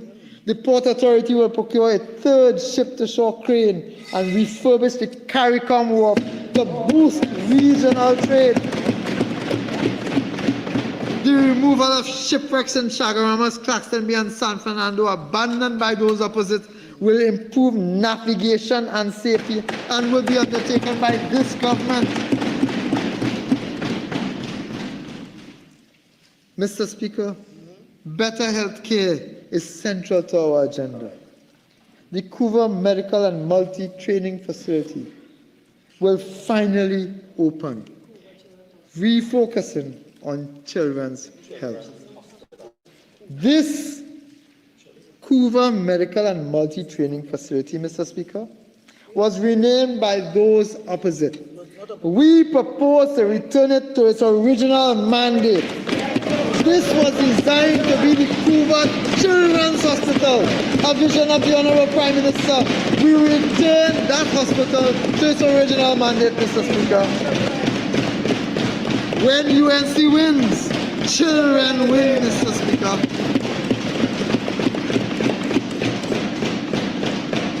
The San Fernando Hospital will add a new catheterization lab. The Port of Spain General Hospital Central Block will be operationalized by March 2026. When it's ready. And the Sangre Grande Hospital commissioned this year. This is not practical completion, Mr. Speaker. This is real completion. A $35 million refurbishment program and a $45 million in facility upgrades will modernize wards and systems. $60 million will procure critical equipment, including CT scanners, X-ray units, and surgical towers. To cut surgical wait times, $20 million is earmarked for cardiac care, $100 million for dialysis, and $10 million for orthopedic and eye surgery. Dental services will be revived through new equipment in 37 clinics, Mr. Speaker. Mr. Speaker, we will cut wait times for life-saving procedures because faster care saves lives, Mr. Speaker. The Minister of Health, in his presentation, will expand and provide even more details on these activities. Mr. Speaker, I turn to public utilities. Access to reliable utilities is a fundamental right, Mr. Speaker.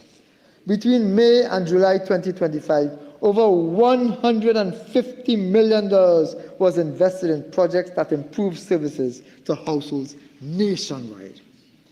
Through the Utilities Assistance Program, $7.2 million in water and electricity bill relief reached more than 12,000 families, and $1.8 million was allocated for tanks and solar panels for rural households.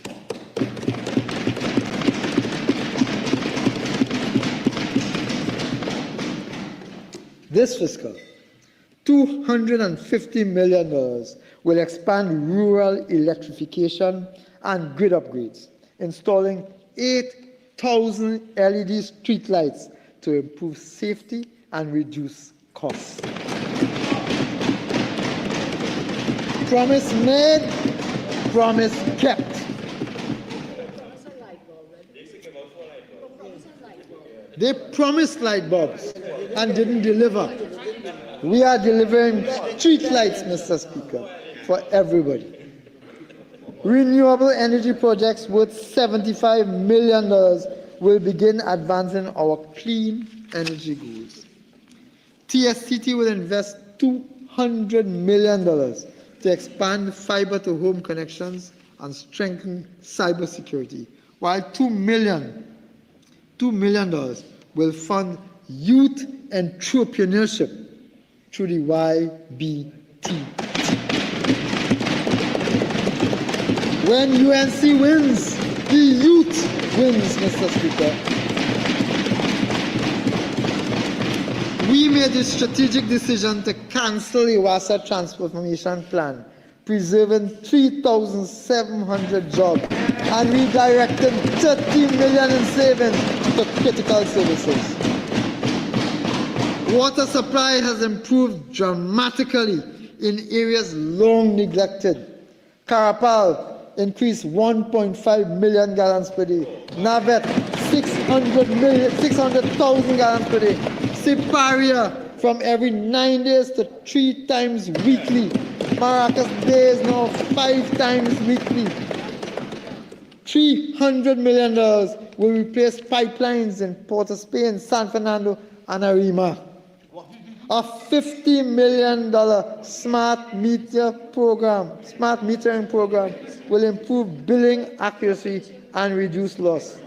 Mr. Speaker, when the UNC wins, even Arima wins. The fact is, when the UNC wins, Mr. Speaker, everybody wins.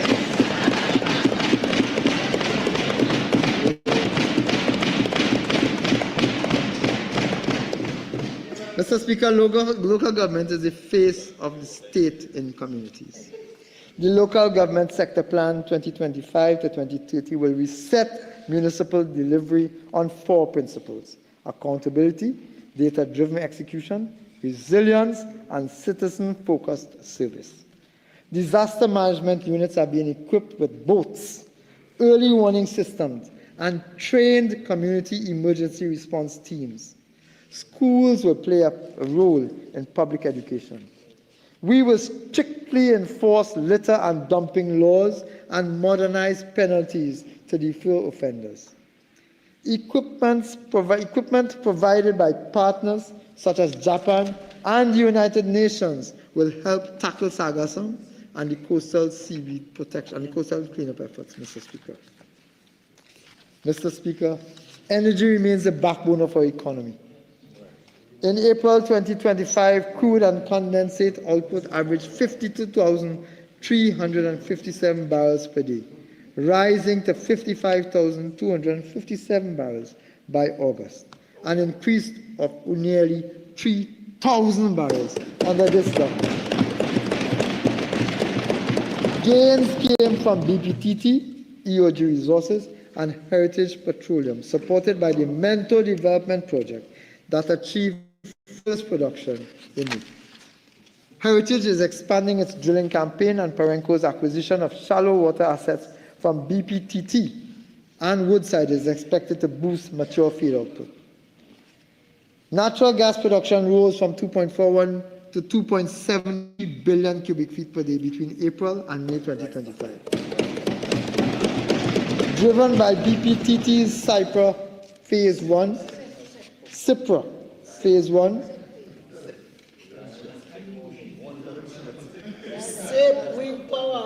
gas production increased between April and May 2025 under our May 2025. Phase 2 will further strengthen supply, Mr. Speaker. Foreign investment in upstream remains robust. 2.2 billion projected in 2025, rising to 2.5 billion in 2026. Foreign investment in upstream industries, Mr. Speaker. The deepwater bid round offering 26 blocks closed with 4 bids and a US $42.5 million PSC was signed with ExxonMobil for TTUD-1, marking renewed international confidence and confidence in this government, Mr. Speaker. We are advancing energy cooperation with Grenada, Suriname, and Guyana on exploration, renewable energy, and capacity building. Negotiations with the Trinidad and Tobago Steel Company for a new gas contract will restart steel production, creating jobs and reviving exports. Mr. Speaker, as we maximize oil and gas returns, we remain committed to renewables. Our goal is a 15% emissions reduction by 2030. A 92.2 megawatt Brecon Castle solar plant began delivering green power in July 2025 and will be the largest in the English-speaking Caribbean when completed. We are finalizing a renewable energy policy and progressing towards wind development, with 2.75 gigawatts onshore and 32 gigawatts offshore already identified. The Offshore Wind Resource Assessment Program, expanded in July 2025, will provide bankable data by 2026. We are also laying the foundation for a green hydrogen economy, aiming to scale to 25 gigawatts of offshore wind and 1.5 million tons of hydrogen by 2024, reaching 4 million tons by 2065. This government, Mr. Speaker, is not merely managing the sector, we are shaping its future.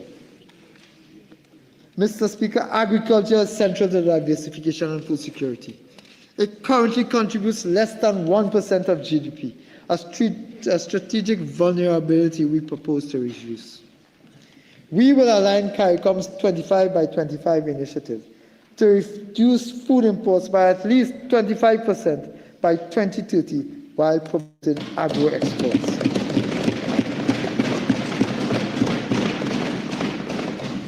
A 3-year priority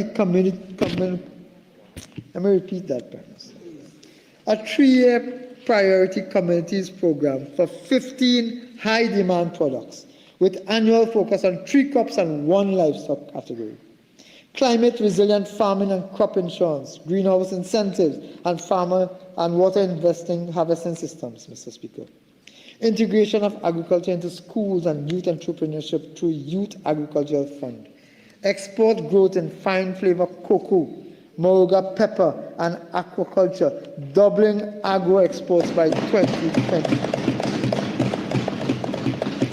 $793.7 million TT dollars will be invested in infrastructure, irrigation, fisheries, land development, and agri-tech initiatives. Smart agriculture and AI farming will increase efficiency and self-sufficiency, targeting $1 billion in exports over the next fiscal year. We are distributing long promises land leases to former Caroni workers and developing residual lots at Caroni and Orange Grove. When the UNC wins, Mr. Speaker, former Carney workers. Diversification depends on competitive businesses. A new export academy in partnership with the TT Chamber and the IDB will train SMEs in trade facilitation, financing, e-commerce, and global marketing, building 100 export-ready firms every year. The Exim Bank will return to its proper mandate of supporting exporters through foreign currency loans. For the first year, repayments will be made in TT dollars and then in currency of the loan. Transparent eligibility criteria and public reporting will ensure fairness, especially for SMEs, Mr. Speaker. We will launch a national registry of exporters and a patriotic buy local, build Trinbago campaign to keep wealth at home. Partial scope agreements are currently being advanced with India and West Africa.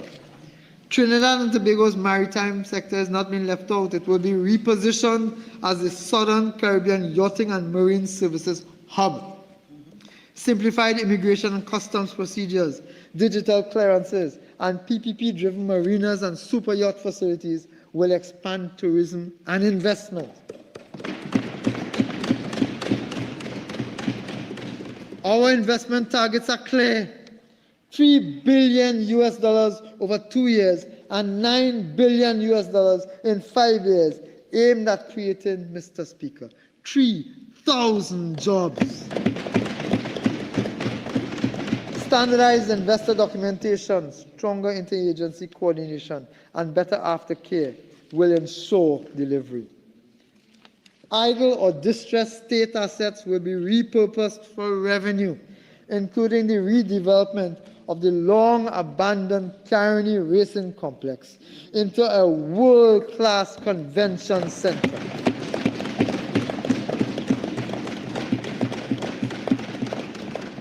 This is being done in partnership with the Trinidad and Tobago Manufacturers Association, Mr. Speaker. You see, Mr. Speaker, when UNC wins, manufacturers. Trinidad and Tobago planning will be re-engineered for end-to-end digital processing within 30 working days with national eKYC for easy verification. Mr. Speaker, we cannot build growth without partnership. The new private sector organization of Trinidad and Tobago, the PSOT, will unite chambers and associations to coordinate investment and drive innovation.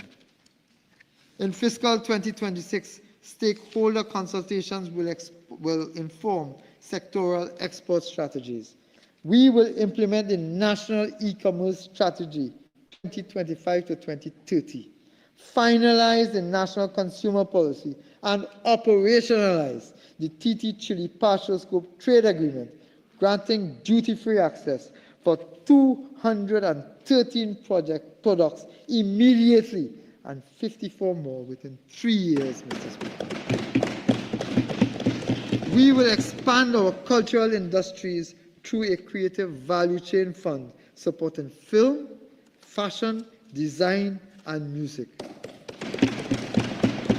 Enhanced IP protection and duty concession will empower creatives and generate thousands of jobs, Mr. Speaker. Tourism remains a high-growth sector.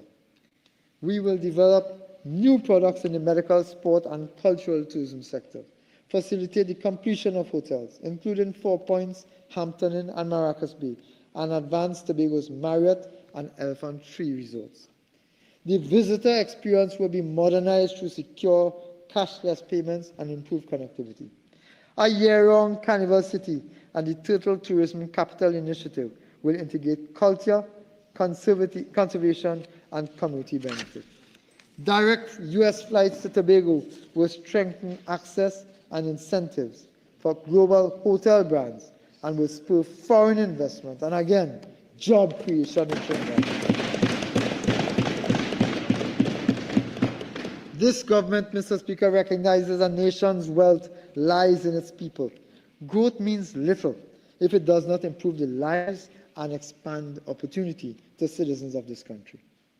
Through our people-centered development framework, we are restoring dignity, equity, and hope by investing in sport, education, housing, and healthcare so that every citizen can rise. Working with the World Bank, we are reforming social protection to ensure that assistance reaches those who are most in need. Beneficiary data are being integrated, payments digitized, and compliance strengthened. Between May and July 2025, senior citizens' pensions supported 115,252 persons at a cost of $1.12 billion.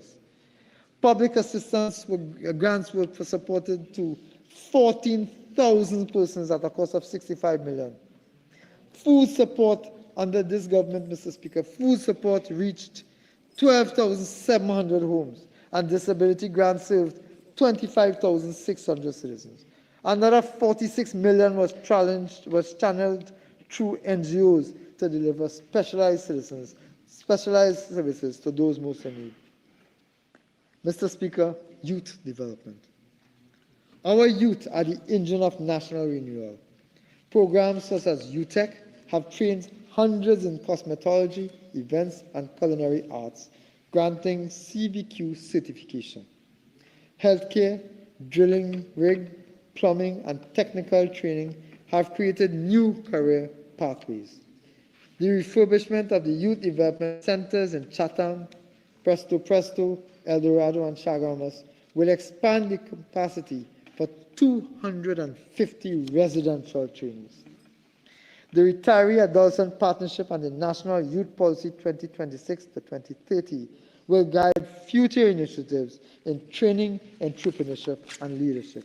A new construction sector skills program will certify 250 young people for employment and small business creation in this vital industry. Mr. Speaker, housing is both a social necessity and an economic driver. We have reformed the home improvement grant, digitizing applications, and doubling the number of grants delivered to 1,200 in fiscal 2026. Since taking office 6 months ago, 208 home improvement grants and 28 home construction grants totaling $8.2 million have been approved. 1,461 units are under construction in Arima, Dabadi, and Couva, while 35 HVIP projects are completed and 44 are underway. Quarterly HEC performance reports will now be published.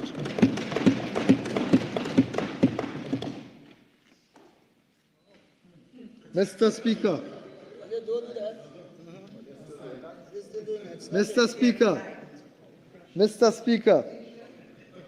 have no fear.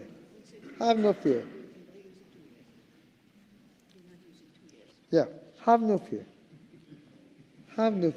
The UNC is here.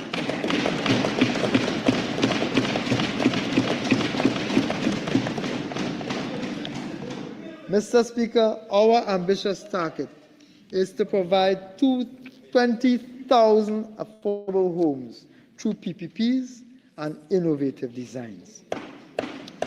We will launch first-time homeowner grants, low-interest loans for young families, and revive the Land for the Landless program. The Foundation for Life program will help single mothers and seniors with rent-to-own options, while inclusive housing at Edinburgh 500 will serve persons with disabilities. Mr. Speaker, good health is the foundation of prosperity. Amendments to the Children's Life Fund Act now cover life-limiting conditions such as sickle cell disease and rare cancers, ensuring children receive timely care. Extended hours health centers now operate in 12 communities, reducing hospital congestion. The CEDAR program, Mr. Speaker, the CEDAR program was modernized with new life-saving medicines for hypertension, mental health, and autism, benefiting 300,000 citizens. Digitization is advancing through a national health management information system with a secure health ID, enabling seamless access to records. We will legislate a medical malpractice court, no-fault compensation fund, and a revised patients' charter.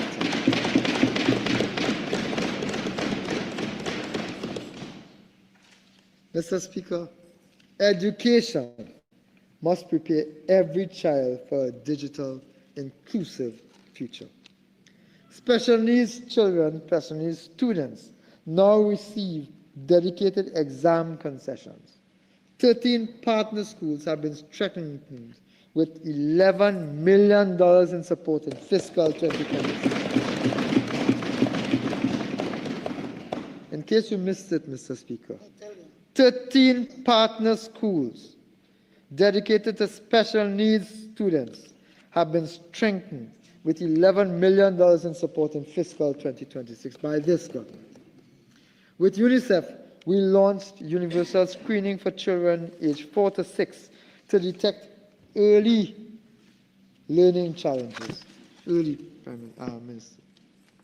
Mr. Speaker, 18,000 devices are being distributed to Form 1 students at a cost of $146 million, accompanied by AI training for 10,800 teachers.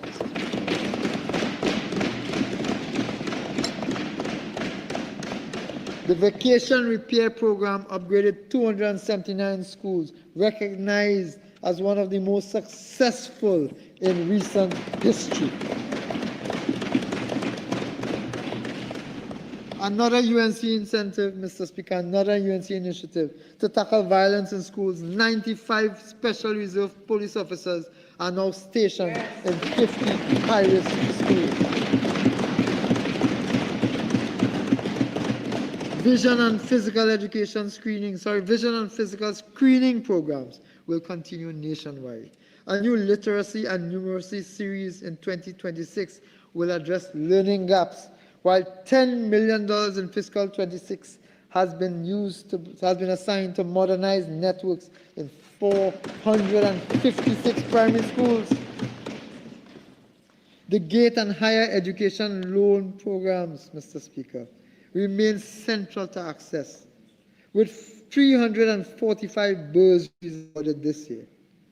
Mr. Speaker, the UWI Debe campus will be operationalized for law, forensics, IT, and AI training, reviving South Trinidad's academic potential, Mr. Speaker.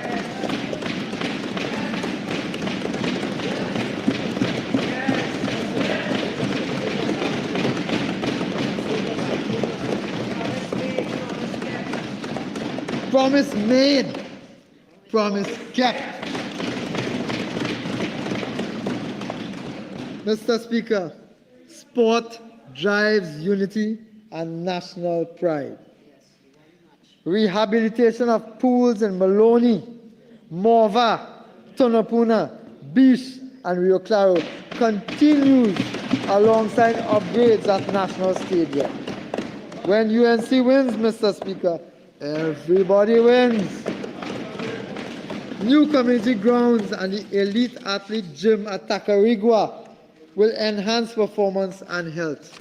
Scholarships through UTT and partnerships with GC Foster in Jamaica and India are developing coaching and sport administration, including women's cricket. The Samuel Badri Cricket Academy facility at the UTT San Fernando will serve as a national training base. Programs such as Java Cricket that serves 2,000 youths with these hands and Boss Lady equipped communities with practical and entrepreneurial skills, Mr. Speaker. 10 new community centers. 10 new community centers with full accessibility features will open in fiscal 2020.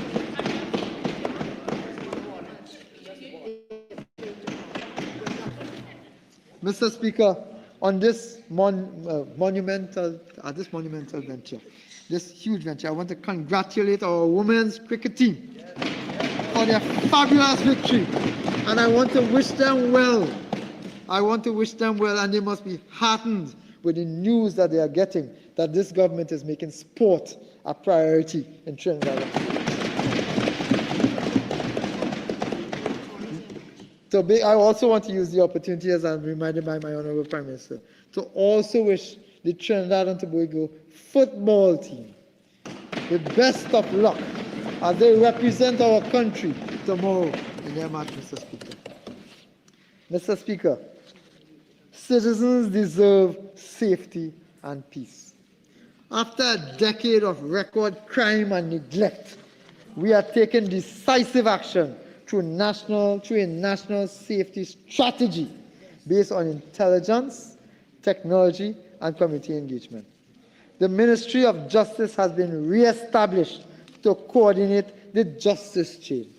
The Home Invasion, Self-Defense, and Defense of Property Bill 2025 will criminalize home invasion and affirm citizens' rights to defend themselves. A judiciary chancellor will manage case flow, freeing the Chief Justice to focus on jurisprudence.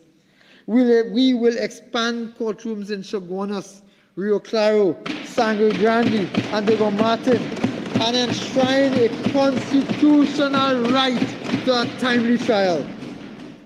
Victim support will include restitution, job placement, and housing. The DPP and public defenders' offices will be strengthened. Mr. Speaker, for the first time, the administration of justice will be given the priority that they so desperately need, but was so desperately lacking under the former government, Mr. Speaker. We have restored leadership to the TTPS with a new commissioner of police, and we have already absorbed 800 special reserve officers to address staff shortages. That is performance, Mr. Speaker. 67 new vehicles and additional transit units have expanded patrol reach, Mr. Speaker. The National Operations Center is being reintegrated under the TPPS. Municipal police and mobile units are being expanded. Updated E999 systems and intelligence-led operations will improve responsiveness, Mr. Speaker. We are building as well a better prison system.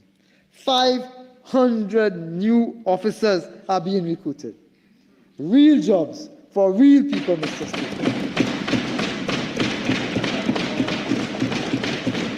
Facilities are receiving sanitation, transport, and security upgrades, including anti-drone technology and cell jammers. The 268-year-old Port of Spain prison is being decommissioned, replaced by a modern correctional facility focused on rehabilitation.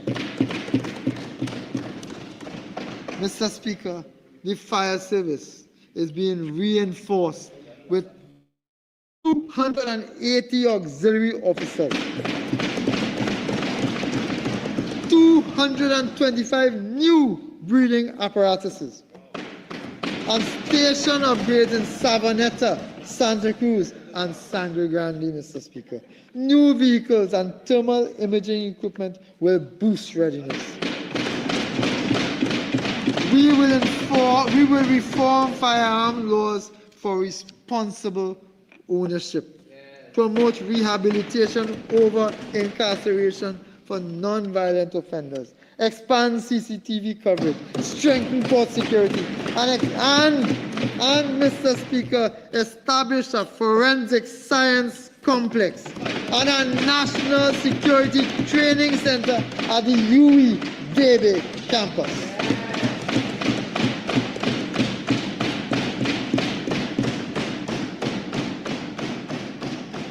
Mr. Speaker, we are transforming government through digitization and AI.